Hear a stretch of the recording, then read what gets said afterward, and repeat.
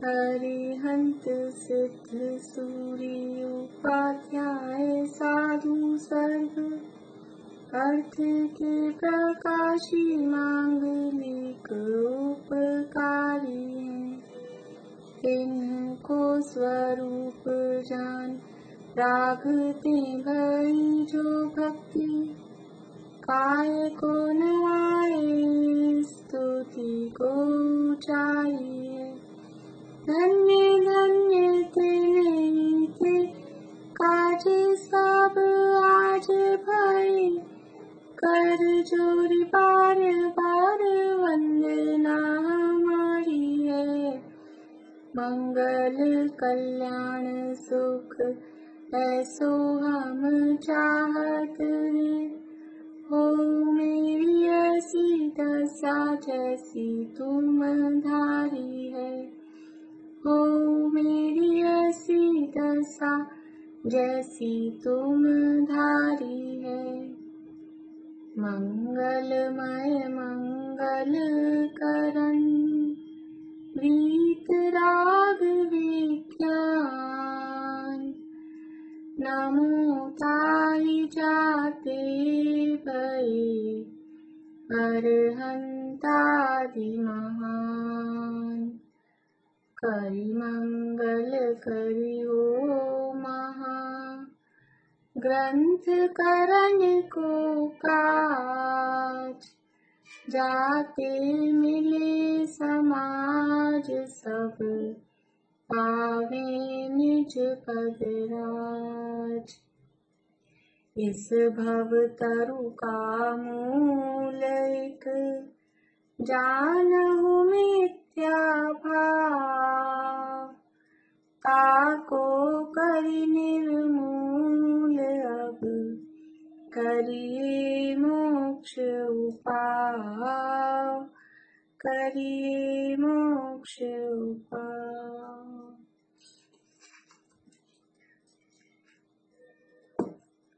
प्रश्न देखना।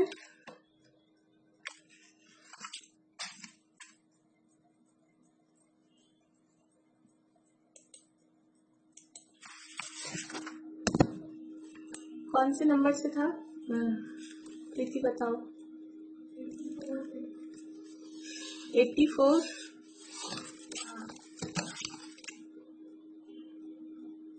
Page number आएगा 203। हिंसादि का त्याग क्यों करना चाहिए। हिंसादि का त्याग क्यों करना चाहिए बोली पूर्णिमा आंटी।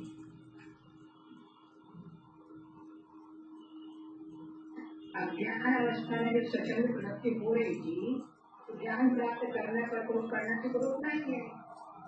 उस परिणति को रोकने के लिए तो अहिंसा के कारणों का त्याग होना भी जरूरी है। हाँ, वो जो स्वच्छंद प्रवृत्ति होती है उस स्वच्छंद प्रवृत्ति को रोकने के लिए हिंसादि का त्याग करना ही चाहिए। बढ़िया। हम परिणाम अच्छे रखें तो बाह्य त्याग करना क्या आवश्यक है। बस परिणाम अच्छे रखें। बोलिए सुनीता आंटी। क्योंकि हिंसादी कार्य हमारे परिणामों के बिना तो नहीं होते हैं और विषय सेवन आदि क्रिया अथवा प्रमाद रूप गमन आदि क्रिया में जो हिंसा आदि होते हैं उन्हें तो जीव जीतता नहीं है और अपने परिणामों को शुद्ध मानता है। तो ऐसी मान्यता से तो हमारे परिणाम अशुद्ध ही करेंगे। इन परिणामों की शुद्धि के लिए बाह्य त्याग करना भी आवश्यक है। हाँ, परिणाम प्रीति आप बोलोगे और उसको कुछ।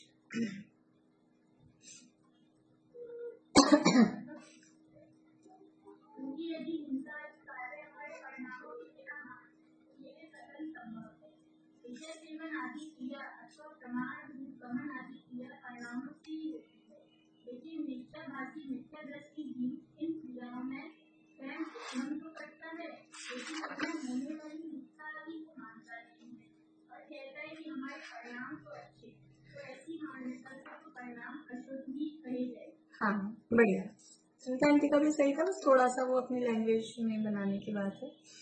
हम परिणाम अच्छे रखेंगे, बाह्य त्याग करना, तो बाह्य त्याग के बिना अगर परिणाम अच्छे नहीं है, परिणाम अच्छे हैं तो बाहर में त्याग होगा ही, और अगर बाहर में वो क्रिया चल रही है, इसका मतलब है कि परिणाम आपके अशुद्ध ही है, परिणाम शुद्ध हो नहीं सकते। बाहर में वो जो क्रियाएं हो रही है वो ऐसे हो नहीं सकती, अपने आप नहीं हो सकते। पहली जो लाइन दी, हिंसादि कार्य तेरे परिणाम बिना स्वयं होते हो तो हम माने, लेकिन अपने आप तो होते नहीं है, परिणाम उसमें होता ही है। प्रतिज्ञा करने में बंधन है या नहीं? प्रतिज्ञा करने योग्य है, यह सिद्ध कीजिए।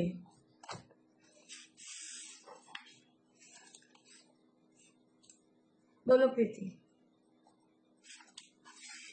प्रतिज्ञा करने में बंधन नहीं होता है, क्योंकि नित्य दृष्टि जिस कारण है उनका राग भाव रहता है, उसको करने की आशा से उसका त्याग करने की प्रतिज्ञा वह नहीं लेते, तो वहाँ अविरति से कर्मबंध होता रहता है। और जब तक किसी कार्य को ना करने की प्रतिज्ञा नहीं लेते, तब तक उस कार्य को ना करने को परिणाम नहीं रुकते हैं। इसलिए परिणामों की संभाल रखने के लिए और अविरति द्वारा कर्म बंध से बचने के लिए प्रतिज्ञा अवश्य करने योग्य है। बहुत बढ़िया। प्रतिज्ञा क्यों नहीं ले रहे हैं कि कोई वो काम करने की आपको आशा है, कोई अभिलाषा है, अंदर से कुछ है, इसलिए नहीं कर रहे हैं। प्रतिज्ञा नहीं कर रहे हैं और वो काम नहीं भी कर रहे हैं तो भी अविरति का पाप तो बनता ही रहता है। और इसलिए उस पाप से बचने के लिए और उस परिणामों को भी रोकने के लिए, वो परिणाम भी हमारे रुकें, प्रतिज्ञा लेने के बाद परिणाम भी रुकते हैं। दोनों तरफ से अपन ने तब भी बात की थी, कभी तो परिणाम रुकते हैं तब प्रतिज्ञा लेते हैं, और कभी प्रतिज्ञा लेने के बाद में फिर वो अपने आप परिणाम भी रुक जाते हैं। ऐसे हम रोज भोजन करते हैं तो रोज हमारे परिणाम हो जाते, टाइम जो भी इसका टाइम 8 बजे 9 बजे 10 बजे नाश्ता करने का, वो उस समय वो भूख लगती है, इच्छा हो जाती है। और जिस दिन पहले दिन से धारणा कर ली कि कल उपवास है तो फिर परिणाम भी नहीं होते, फिर इच्छा भी नहीं होती कि वे खाएं। तो दोनों तरफ से वो बात होती है, परिणाम पूर्वक क्रिया और क्रिया पूर्वक परिणाम। प्रतिज्ञा भंग करने का महापाप होता है, इसलिए प्रतिज्ञा लेनी चाहिए या नहीं?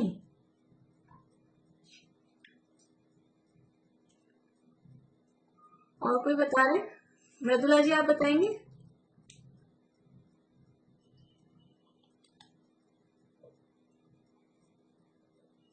प्रतिज्ञा ग्रहण करके जिसका निर्वाह खुद न जाने वह प्रतिज्ञा को न करे। प्रतिज्ञा लेते ही रहने की प्रयोजन पड़ने पर छोड़ दूंगा तो वह प्रतिज्ञा क्या कार्यकारी हुई। प्रतिज्ञा ग्रहण करते हुए तो यह परिणाम है कि मरणांतक होने पर भी नहीं छोड़ूंगा, तो ऐसी प्रतिज्ञा करना युक्त ही है। बिना प्रतिज्ञा किए अविरत संबंधी बंध नहीं मिलता। हाँ, प्रश्न ये था अभी प्रतिज्ञा लेनी चाहिए कि नहीं? लेनी चाहिए। प्रतिज्ञा भंग करने का महापाप है, तो लेकिन ऐसी प्रतिज्ञा लो कि जिसका आपसे निर्वाह होता हो, लेकिन प्रतिज्ञा लेनी ही नहीं चाहिए ऐसा नहीं है। जिसका निर्वाह होता जाने वह प्रतिज्ञा तो न ले, परंतु अपनी शक्ति अनुसार प्रतिज्ञा लेनी चाहिए। ठीक है, आप कुछ और बता रहे हो? नीचे के पैराग्राफ जो है हाँ बोलो। प्रतिज्ञा भंग करने का महापाप तो लगता है, लेकिन बिना प्रतिज्ञा किए पहला अविरत संबंधी बंध नहीं बैठता, दूसरा आगामी टूटने की भय से यदि प्रतिज्ञा ही ना ले तो हमारे कर्तव्य का नाश होता है और असंयम होता है, तीसरा आगामी काल में प्रतिमा व दशा होने के लिए भोजन आदि का त्याग करने उत्तम करना आवश्यक है, क्योंकि यदि इसे होनहार या प्रारब्ध पर डाल दिया जाए तो यह हमारा कर्तव्य न कहलाकर हमारी स्वतंत्र प्रवृत्ति कहलाएगी। इसलिए जैसा जीव से बच सके वह प्रतिज्ञा करके व्रत आदि धारण करना योग्य है। हाँ बढ़िया, इसमें पूरा कवर करना था, बड़ा लिखा था ना इसमें साथ में, तो वो बात तो है ही। और तीनों बातें, 3 पॉइंट जो ऊपर प्रश्न था, प्रश्न में 3 बातें थी, न जाने कैसा उदय आए, फिर बाद में प्रतिज्ञा भंग हो और प्रारब्ध अनुसार कार्य बने, इसलिए वो 3 पैराग्राफ में जवाब दिया था। तो तीनों बातों को इसमें हमको लेना चाहिए। उदाहरण है, वो उदाहरण छोड़ दिए, ठीक है। प्रतिज्ञा ग्रहण करते हुए परिणाम कैसे होने चाहिए? प्रतिज्ञा ग्रहण करते हुए परिणाम। पूर्णिमा आंटी बोलिए। प्रतिज्ञा ग्रहण करते समय परिणामों में दृढ़ता होना चाहिए कि परिणाम होने का निर्णय प्रतिज्ञा नहीं छोड़ूंगा। हाँ। ऐसी प्रतिज्ञा करना ही युक्त है। बिना प्रतिज्ञा के अगर संबंधी बंद नहीं मिलेगा प्रतिज्ञा में दृढ़ परिणाम। हाँ, ऐसे दृढ़ परिणाम होने चाहिए कि मरणांत हो जाए तो भी अब जो भी प्रतिज्ञा ली है उसको छोड़ूंगा नहीं। जो भी का मतलब ऐसा नहीं उल्टी प्रतिज्ञा जैसे वो सेठ जी ने ले ली थी कि दीपक जलता रहेगा तो ये मरणांत होने तक भी उसको निभाया, ऐसा नहीं। जो गलत प्रतिज्ञा अज्ञान अवस्था में खोटी प्रतिज्ञा ले ली उसको तो छोड़ने में ही भलाई है। कुछ कह रहे हैं आंटी? प्रतिज्ञा लिखी कि मरण भी हो जाएगा पर तुम्हें का हाँ हाँ हाँ गुरु के पास में नहीं छोड़ना है। इस तरह से प्रतिज्ञा सोच समझ जो जिसका प्रकार हो पर उसको प्रत्येक पर छोड़ना नहीं। बढ़िया। नहीं, जो पाप का त्याग किया वास्तव में जो पाप है उसका त्याग किया है उसको तो मरणांत होने तक भी उस प्रतिज्ञा का निर्वाह करना है, छोड़ना नहीं है। लेकिन अगर कोई प्रतिज्ञा ले ले उल्टी कैसी भी, जैसे इस तरह की आती है अज्ञान अवस्था में भी प्रतिज्ञाओं की बात कि वो महाभारत का युद्ध चल रहा था और अर्जुन ने प्रतिज्ञा ले ली कि मैं सूर्यास्त होने तक वो कौन था एक अश्वत्थामा को या किसी को भी जो भी है नहीं मारूंगा, तब नहीं तो मैं खुद ही मर जाऊंगा, खुद ही आत्म समाधि ले लूंगा, ऐसा कुछ। तो वो अब क्या वो नहीं मरे तो क्या खुद को मर जाना चाहिए? ये कोई ऐसी प्रतिज्ञा होती है? ये अज्ञान अवस्था की प्रतिज्ञा है। कोई ऐसी प्रतिज्ञा ले ले आपस में झगड़ा हो और अब तो मैं रात में ही खाऊंगा, मैं रात में ही खाऊंगा, ऐसी कोई प्रतिज्ञा ले ले। मान लो किसी आपस में घर में कोई द्वेष रखते हो और हम उनको निषेध करते हैं, आप रात में मत खाया करो, रात में मत खाया करो, और वो क्रोध में आएगा तो मैं रात में ही खाऊंगा, तो फिर क्या करें? ये अज्ञान अवस्था में ली गई प्रतिज्ञा तो मरणांत होने तक भी निभाए उसको, ये नहीं है। प्रतिज्ञा का मतलब ही क्या है? पापों का त्याग। व्रत शब्द दिया है मूल में, तो इसमें व्रत आदि को लेने को बंधन में पड़ने मानता है। व्रत का मतलब है पापों का त्याग। पापों में प्रवृत्ति रूप जो प्रतिज्ञा ली वो कोई प्रतिज्ञा ही नहीं है, वो तो समझ लीजिए कि सब गलत ही है, अज्ञान अवस्था है। प्रतिज्ञा टूटने के भय से प्रतिज्ञा ही न करे तो क्या होगा? सुनीता आंटी। इस प्रकार यदि किसी को भोजन अजीर्ण हुआ हो तो उस तरह से वह भोजन करना छोड़ दे तो मरण ही होगा। इसी प्रकार प्रतिज्ञा टूटने की वैसे प्रतिज्ञा निभा करे तो असंयम ही होगा। हाँ, तो असंयम ही रहेगा और अविरति संबंधी बंध चलता ही रहेगा। बढ़िया। यदि भोजनादि का उद्यम करता है तो डैश का भी उद्यम करना योग्य ही है। बोलिए ज्योति जी। त्याग का भी उद्यम करना योग्य ही है। चलिए, अपनी बात यहाँ चल रही थी, आगे बढ़ गई थी। पूजना आदि कार्यों को शुभाश्रय जानकर हे मानता है, ये बिंदु ये अपना चल रहा है। और मोना भाभी आप सुनाएंगे 4 बिंदु निश्चयवासी की मान्यता के।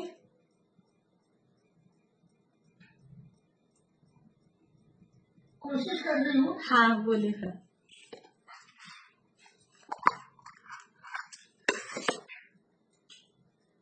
चलिए आप रुकिए, पहले आभा आंटी आप बोलिए, फिर मोना भाभी से सुनते हैं।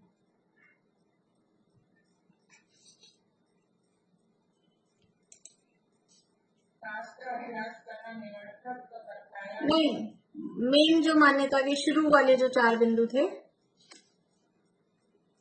अपने को केवली मानता है, हाँ, केवली नहीं है, और अपने को है ना मानता है। नहीं, केवली और सर्व की तो एक ही बात होगी। पहला था सिद्ध समान मानता है, वो सिद्ध समान नहीं है, और रागद्वेष उसमें नहीं, रागद्वेष उसमें है पर वो अपने को फिर भी रागद्वेषी से विरक्त मानता है। और कर्म नो कर्म का, हाँ, रहित मानता है और उसमें कर्म नौकर्म है। हाँ बोलिए बेला भाभी, चारों पॉइंट। वो सिद्ध के समान अपने को मानता है और केवल ज्ञानी के समान भी अपने को मानता है, जबकि वो पर्याय में नहीं जाती।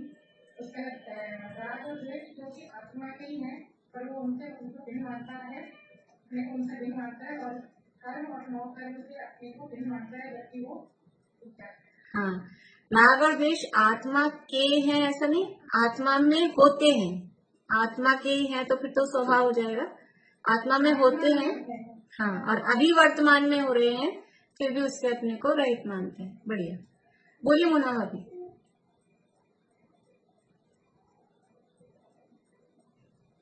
अनम्यूट कर लीजिए। हाँ, शास्त्रों में जो सिद्ध समान है उसको वो अपना मानता है, अपने आप को केवल ज्ञान अभी का भाव मानता है, और रागादि भाव अपने में प्रत्यक्ष होने पर भी धर्म से आत्मा को रागादि रहित मानता है। जो रागादि भाव का निमित्त कर्म ही को मानकर अपने को रागादि से अकर्ता मानता है। नहीं, ये नहीं, वो तो सब रागादि वाले में आ गई बात। कर्म नो कर्म का संबंध होने पर भी अपने को कर्म नो कर्म से रहित मानता है। हाँ, हाँ, बढ़िया। मैं आपसे कल भी पूछूंगी, ये रोज पूछूंगी, ठीक है ना, याद हो जाने चाहिए, इसलिए भले आप देख के यहाँ बोलेंगे तो रोज बोलेंगे तो याद हो ही जाएगा, नहीं भी हो तो। और बाकी लोगों से वो 5 पॉइंट मैं सुन चुकी हूँ, वैसे काफी लोगों से, नहीं तो मैं कल सुनूंगी 5 पॉइंट जो निश्चयवासी की स्वच्छंदता वाले हैं। चलिए अभी अपन आगे बढ़ते हैं। यहाँ पूजना जी कार्यों को शुभाशा जानकर हे मानता है, जो निश्चयवासी की स्वच्छंदता है उसका अंतिम बिंदु ये अपना चल रहा है। कल यहाँ बात अपन ने की थी कि पहले तो वो कह रहा था कि शास्त्र में शुभ अशुभ को समान कहा है, इसलिए हम तो दोनों को ही छोड़ने योग्य कहा है। फिर वहाँ अपेक्षा बताई कि शास्त्र में समान किस लिए कहा है, जो शुभ भाव को ही धर्म मान लेते हैं, इसलिए शुभ और अशुभ को समान कहा है, बंध के कारण की अपेक्षा से।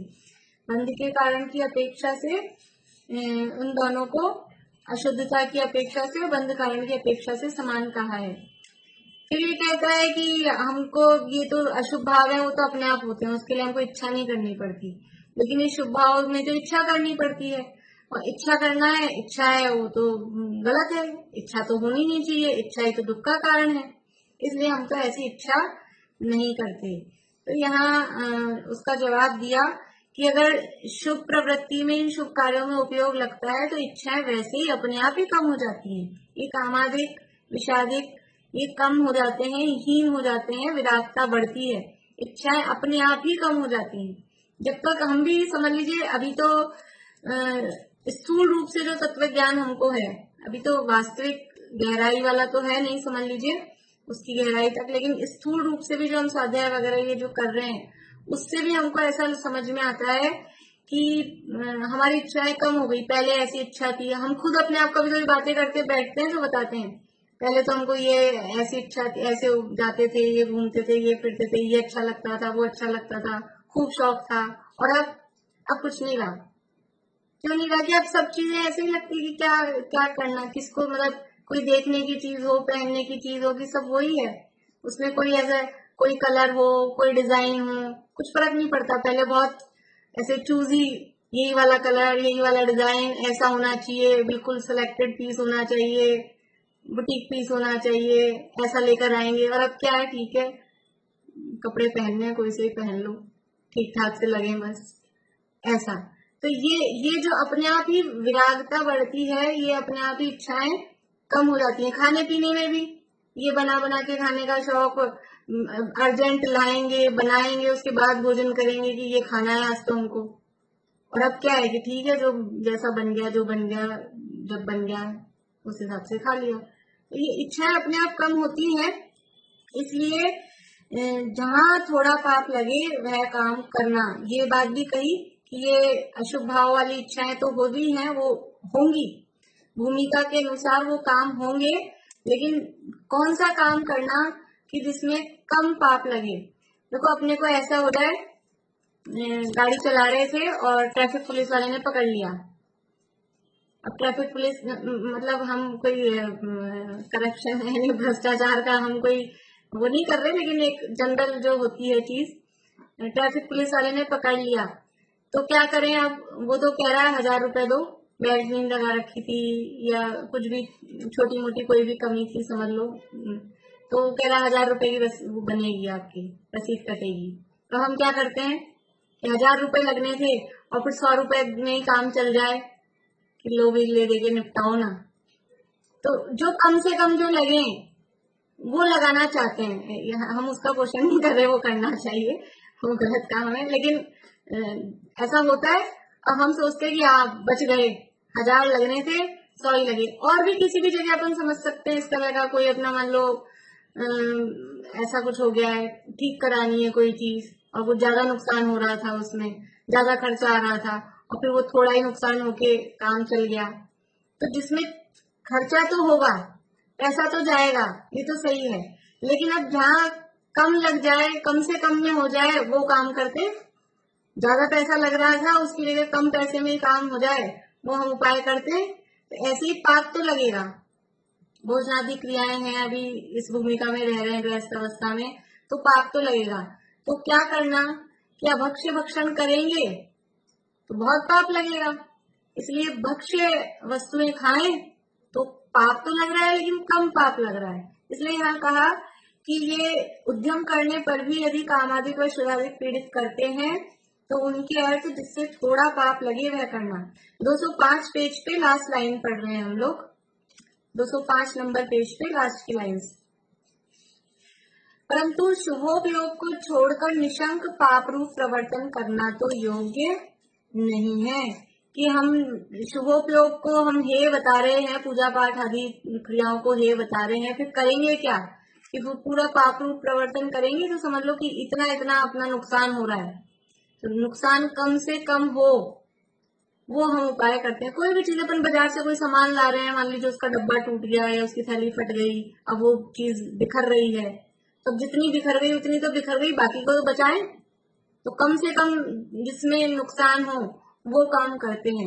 वही यहाँ पर कह रहे हैं कि शुभ में उपयोग रहेगा तो पाप कम लगेगा और अशुभ में ही पूरा का पूरा लगेगा तो वो पाप ही पाप है। ये यहाँ डिफरेंस बता रहे हैं। देखिए आगे 206 नंबर पेज। और तू कहता है ज्ञानी की इच्छा नहीं है और शुभोपयोग इच्छा करने से होता है। सो जिस प्रकार कोई पुरुष, देखिए ये उदाहरण यहाँ पर दिया है। सो जिस प्रकार कोई पुरुष किंचित मात्र भी अपना धन देना नहीं चाहता, परंतु जहाँ बहुत धन चाहता जाने वहाँ अपनी इच्छा से थोड़ा धन देने का उपाय करता है। जहाँ ज्यादा लग रहा है तो अपनी इच्छा से ही खुशी खुशी दे रहा है, खुश होता है, बाद में भी खुश होता है कि चलो इतना कम ही लगा। कोई भी चीज किसी भी तरह के इस तरह के होते हैं जहाँ टैक्स की चीजें हो, कुछ ऐसे हो, तो ज्यादा लग रहा था तो फिर कम में सेटलमेंट करते हैं, तो वहाँ उसमें खुश होता है अपनी इच्छा से। जहाँ बहुत धन जाता जाने वहाँ अपनी इच्छा से थोड़ा धन देने का उपाय करता है। उसी प्रकार ज्ञानी किंचित मात्र भी कषाय रूप कार्य नहीं करना चाहता, परंतु जहाँ बहुत कषाय रूप अशुभ कार्य होता जाने वहाँ इच्छा करके अल्प कषाय रूप शुभ कार्य करने का उद्यम करता है। ज्ञानी जीव तो किंचित मात्र भी कषाय नहीं करना चाहता है, थोड़ी भी, लेकिन करे क्या कि कषाय के बिना चल नहीं रहा, कषाय तो करनी पड़ रही है। तो जैसे जैसे जो भी अल्प कषाय करके और वो अपना काम करना चाहता है। तो शुभ भाव में कषाय है, अशुभ भाव में भी कषाय है, लेकिन शुभ भाव में अल्प कषाय है, अशुभ भाव में बहुत कषाय है। तो बहुत कषाय से बहुत पाप बनेगा, ज्यादा खर्चा हो जाएगा, और अल्प कषाय से कम पाप बनेगा, कम खर्चा होगा। तो क्या करता है समझदार व्यक्ति, क्या करता है कि कम से कम खर्चे में काम चले वो काम करता है। तो जहाँ ज्यादा धन जा रहा है वह अपनी इच्छा से थोड़ा धन देने का उपाय करता है। वैसे ही यहाँ पर ज्ञानी जीव भी इच्छा करके, वो जो उसने तर्क दिया था ना कि ये इच्छा होती है, इसमें तो शुभ भाव तो इच्छा पूर्वक होते हैं, यह कह रहे हैं इच्छा करके, वो ऐसी इच्छा करके कि इच्छा से रहित थोड़ी ना हुआ अभी, गृहस्थ दशा में संपूर्ण रूप से इच्छाओं का अभाव थोड़ी ना हुआ है। और छठे गुण स्थान तक भी संपूर्ण रूप से यथा योग्य जितनी जितनी दशा चौकड़ी है चौथे पांचवे छठे गुण स्थान में उतनी उतनी इच्छाएं हैं ही। और बारीकी से देखा जाए तो जब तक सूक्ष्म लोभ है तब तक भी वो बारीक सूक्ष्म रूप से वहां पर भी है। लेकिन मोटा मोटा भी देखें तो चौथे पांचवे छठे गुण स्थान में वो 3 कषाय चौकड़ी वाली, 2 कषाय चौकड़ी वाली या 1 कषाय चौकड़ी वाली वो इच्छा है, पूर्ण रूप से इच्छाओं का अभाव नहीं है। इसलिए इच्छा करके भी मुनिराज भी जब शुद्धोपयोग में नहीं रहा जाता है, बाहर आते हैं शुद्धोपयोग से, तो बुद्धि पूर्वक समता समारे स्तुति उचारे वंदना जिनदेव को नित करे श्रुति रति करे प्रतिक्रम अजेता नेहमेय को, वो भी तो बुद्धि पूर्वक ये समता स्तुति वंदना स्वाध्याय ये सब काम करते हैं। नहीं तो क्या होगा, उपयोग इसमें नहीं लगेगा तो क्या होगा। इसमें लगाते लगाते भी हमारी तो हालत ऐसी है कि 1 मिनट में भाग जाता है, पता नहीं कहीं शुभ में, यहाँ बैठे बैठे भी आधा पौन घंटे में भी, तो पूरे के पूरे अशुभ में रहेंगे तो क्या हालत होगी। इसलिए बुद्धि पूर्वक रोक रोक कर खींच खींच कर अपने उपयोग को इसमें लगाना योग्य है। इच्छा करके ज्ञानी भी करते हैं, ज्ञानी भी इच्छा करके इसमें उपयोग लगाते हैं। इस प्रकार यह बात सिद्ध हुई कि जहाँ शुद्धोपयोग होता जाने वहां तो शुभ कार्य का निषेध ही है, और जहाँ अशुभोपयोग होता जाने वहां शुभ का उपाय करके अंगीकार करना योग्य है।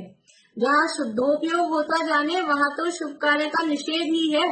ऐसा नहीं हम यहाँ शुभ भाव का पक्ष ले रहे हैं कि चलो फिर आपने परमिशन दे दी शुभ भाव करो शुभ भाव करो। शुभ भाव कब होना है, ये तो रास्ता है, मार्ग है। शुभ भाव जो है ये मार्ग है, मंजिल नहीं है। मंजिल क्या है, मंजिल तो है शुद्ध भाव, शुद्धोपयोग समझ लो, वो मंजिल है। और अशुभ से वो शुद्ध की मंजिल प्राप्त नहीं की जाती है। अशुभ से रास्ते में आएगा शुभ, वो शुभ के मार्ग से होता हुआ ही शुद्ध तक पहुंच सकेगा।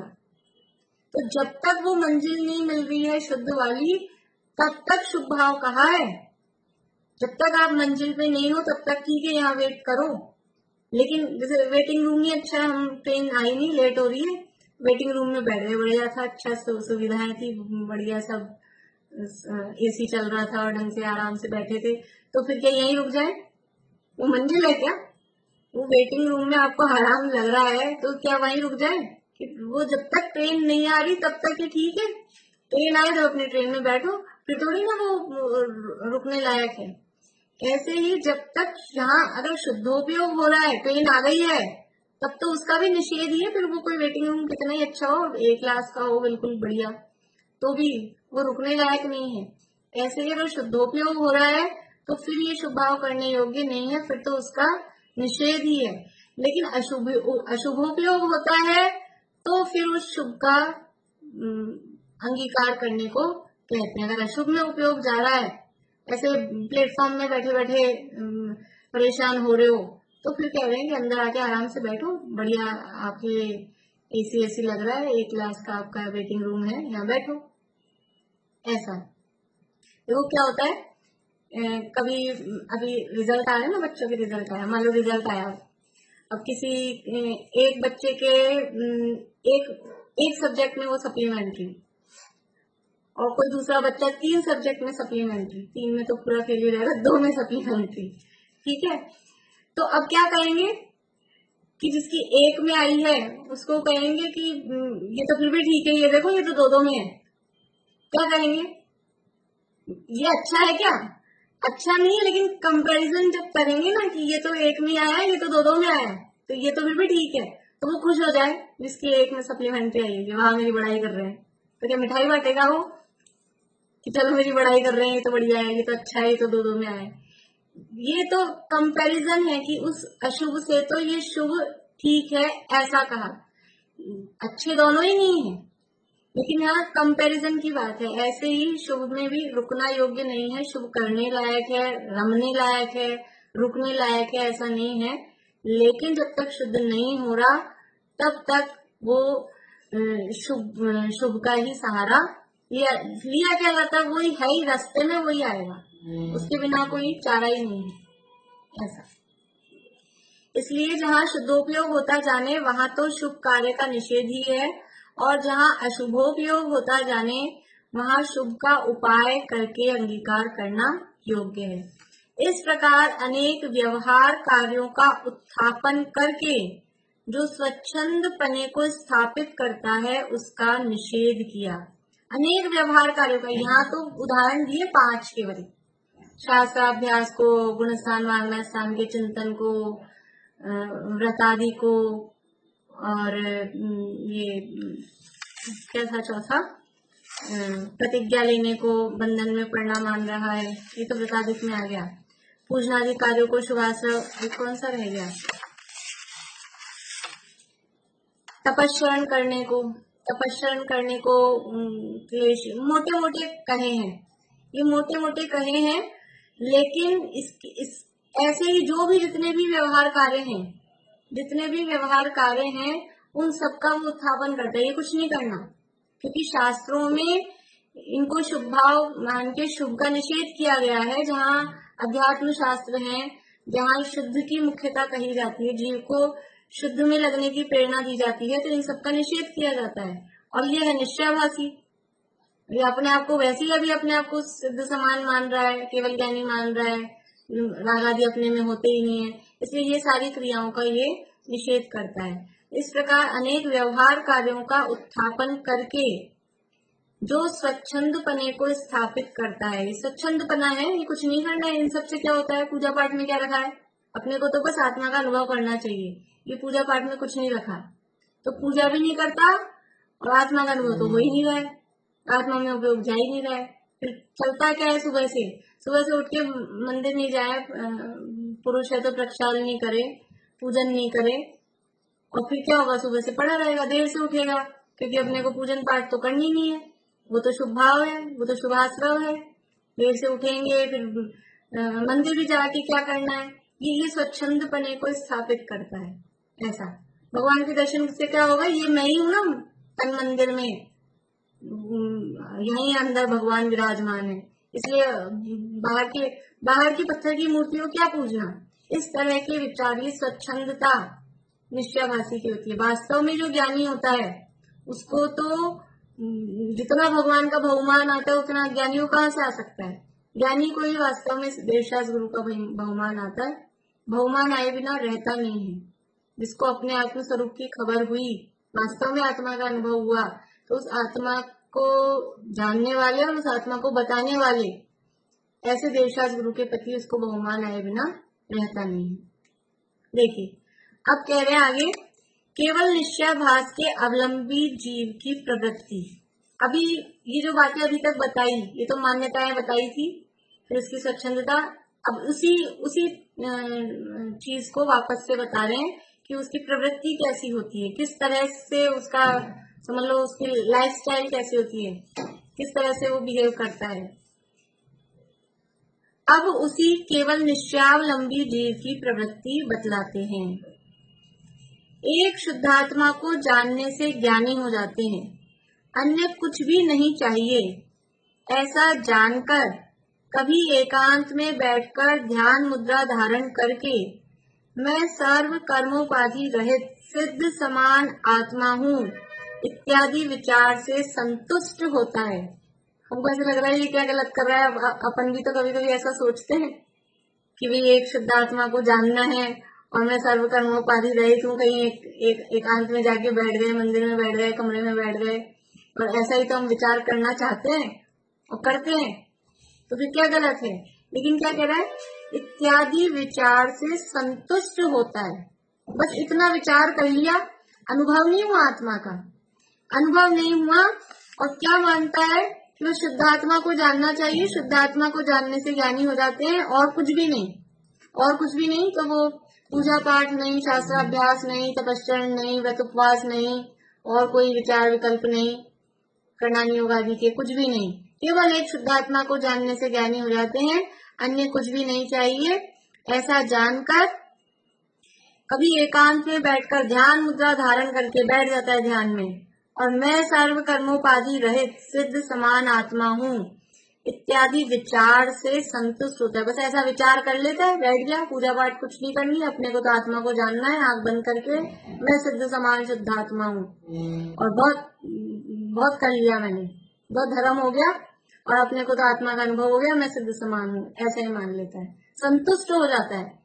ये सब करना गलत है ऐसा नहीं, लेकिन इसमें ही संतुष्ट, इसको धर्म मानना, ये जो इस तरह के जो विचार चल रहे हैं, इससे ही अपने को ज्ञानी मान लेता है। ये है भूल, भूल यहाँ है असली। जैसे सिद्ध समान मैं हूँ, तो वहां क्या था, अपेक्षा कि मैं स्वभाव से सिद्ध समान हूँ, लेकिन उस वो अभी वर्तमान पर्याय में अपने आप को मान रहा है। ऐसे ही यहाँ पर ये विचार वगैरह करे, इन विकल्पों पूर्वक ही निर्विकल्प होंगे, वो बात सही है, लेकिन बस वो इन विकल्पों से ही अपने आप को मान रहा है कि बस हो गया अनुभव, ऐसा उसमें संतुष्ट हो जाता है। परंतु यह विशेषण किस प्रकार संभव है, ऐसा विचार नहीं है। ये जो कहा मैं सर्व कर्मोपाधि रहित सिद्ध समान आत्मा हूँ, ये किस प्रकार संभव है, पीछे पूरी उसकी व्याख्या करके आए हैं। अपने को सिद्ध समान मानता है, तो जैसे मनुष्यत्व की अपेक्षा से राजा और रंक समान है, ऐसे यहाँ ये जो सिद्ध समान कहा, तो वो द्रव्य स्वभाव की अपेक्षा से सिद्ध समान कहा है। पर्याय में जैसे राजा और रंक एक से नहीं है, वैसे ही अभी संसारी और सिद्ध वो पर्याय में एक से नहीं है, वो अपेक्षा नहीं जब जान रहा है। ये किस प्रकार संभव है, ये जो विशेषण अपने को दिया सिद्ध समान हूं मैं, ये किस प्रकार संभव है, किस अपेक्षा से कहा है, वो नहीं समझता है, वो नहीं जानता है। परंतु यह विशेषण किस प्रकार संभव है, ऐसा विचार नहीं है। अथवा अचल, अखंड, अनुपमादि विशेषण द्वारा आत्मा को ध्याता है, सो यह विशेषण अन्य द्रव्यों में भी संभवित है। अपने को क्या ध्यान करता है, मैं अचल हूँ, अखंड हूँ, अनुपम हूँ, दो अचल अनुपम सिद्ध की कर वंदना में स्वपरहित, यह समय प्रारब्ध के रहा शुद्ध केवली द्वारा कथित। तो समय सार की पहली गाथा है, वहां पर ध्रुव अचल अनुपम ऐसा कहा है, लेकिन वो किस लिए कहा है, किसको कहा है, किस अपेक्षा से कहा है, ये अपने को ही मैं अचल हूँ, अखंड हूँ, अनुपम हूँ, ऐसे आत्मा को ध्याता है, लेकिन उसकी अपेक्षा नहीं समझता है। तो ये विशेषण तो अन्य द्रव्यों में भी संभवित है।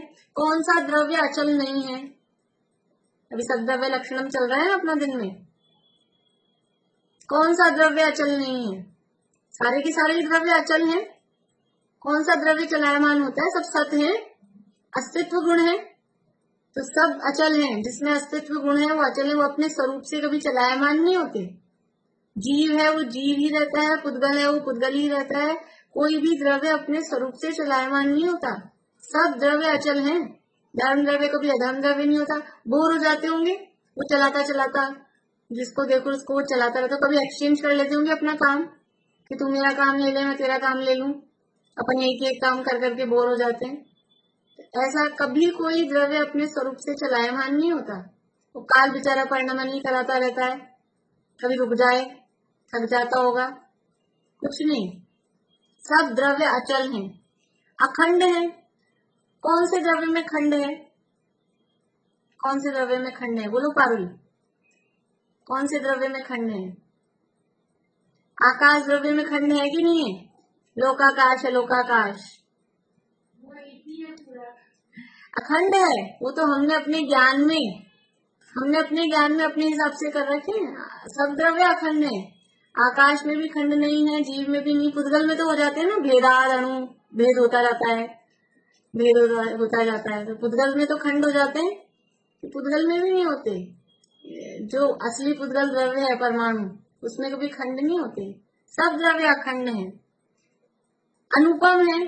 किसकी उपमा दें, धर्म द्रव्य को किसकी उपमा दें? वे तो उदाहरण बनाए हैं, मछली के चलने में जल निमित्त है और पथिकों को रुकने में वृक्ष की छाया निमित्त है, तो उपमा किसकी दें? धर्म द्रव्य किसके समान है? सूरज के समान की, चांद के समान की, हिरण के समान, किसकी उपमा दें?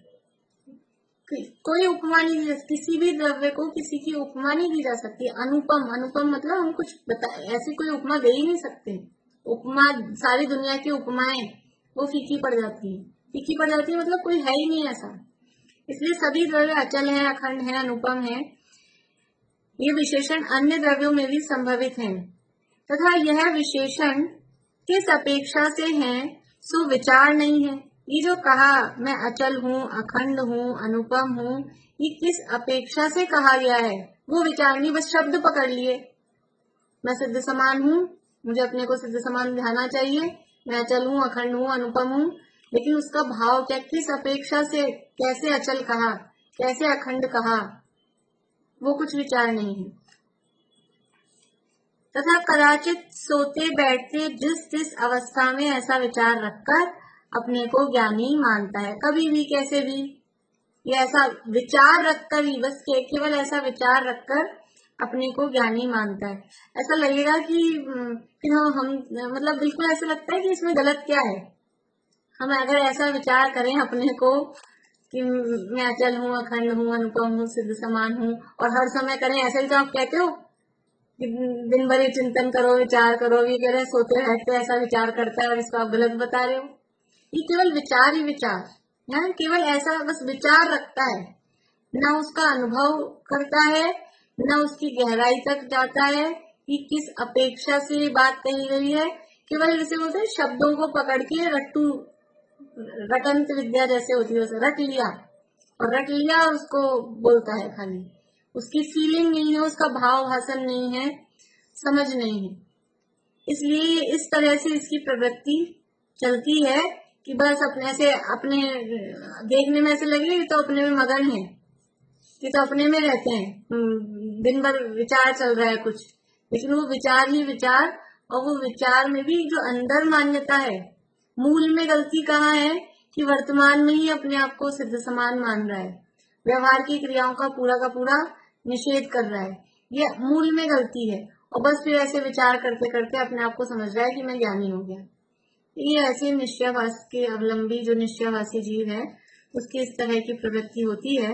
अब आगे यहाँ समय सार का उदाहरण देकर बता रहे हैं, 2 कलश समय सार के यहाँ दिए हैं, उसकी चर्चा अपन कल करेंगे। यानी बहुत बैलेंस का मार्ग है कि जरा सा भी गड़बड़ हुई, बैलेंस चूका और फिर मुश्किल है कि शास्त्रों में जो कथन किए गए हैं उसको किस अपेक्षा से कैसे कहा गया है वो समझना। इसीलिए पहले अभी जो अपना जैसे जो कोर्स है, अगर हम क्रम से पढ़ रहे हैं तो ये नयों का ज्ञान, अनुयोगों का ज्ञान, ये होना भी बहुत जरूरी है। अपेक्षा नहीं समझे तो अर्थ का अनर्थ हो जाता है, इसलिए नयों का, अनुयोगों का ज्ञान वो बहुत जरूरी है। और यथार्थ ज्ञान तो हो और बराबर उनको यथार्थ अप्लाई वो कैसे होते हैं वो ज्ञान होना बहुत ही जरूरी है। चलिए अभी यही पूरा करते हैं।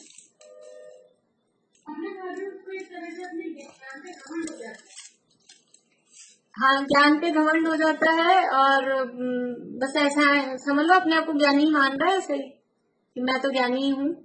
तो अब जिसने अपने आप को ज्ञानी मान लिया तो वो फाइल ही क्लोज हो जाती है। जैसे कोई केस चल रहा हो और किसी निरपराधी व्यक्ति को उस केस में पकड़ लिया, ये अपराधी है, था नहीं वो, निरपराधी को अपराधी मान के पकड़ लिया और उसको बंद कर दिया। अब क्या होगा, बस वो केस बंद, भाई उसको सजा हो गई, छुट्टी, फाइल क्लोज। तो अब ये अपने आप को ज्ञानी हुआ नहीं है, अपने आप को ज्ञानी मान के बैठ गया, मैं तो ज्ञानी हूँ। तो अब वो उसकी जो पुरुषार्थ था, वो जो उसकी खोज थी वो बंद हो गई। अपन तो ज्ञानी हो ही गए लेकिन ज्ञानी हुए नहीं, लेकिन भ्रम से ही अपने आप को ज्ञानी मान के, और वो जो ज्ञानी बनने की जो उसका पुरुषार्थ था, जो उद्यम था, वो बंद कर दिया। ऐसा तो घमंड भी है, घमंडी भी हो, समझ लीजिए कि मैं तो हूँ ही भगवान, तो मैं ये क्यों काम करूं, कुछ भी ऐसा मान लेता है। हाँ,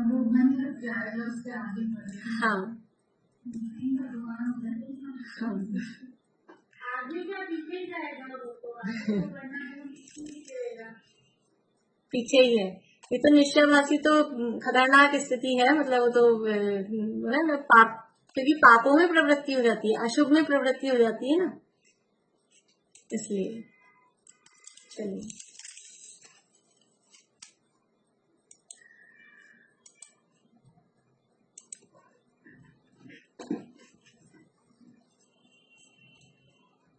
हे धर्म जिन सद धर्म मैं सत धर्म के आधार हो, भव भूमि का परित्याग कर जिन भव जलधि के पार हो, आराधना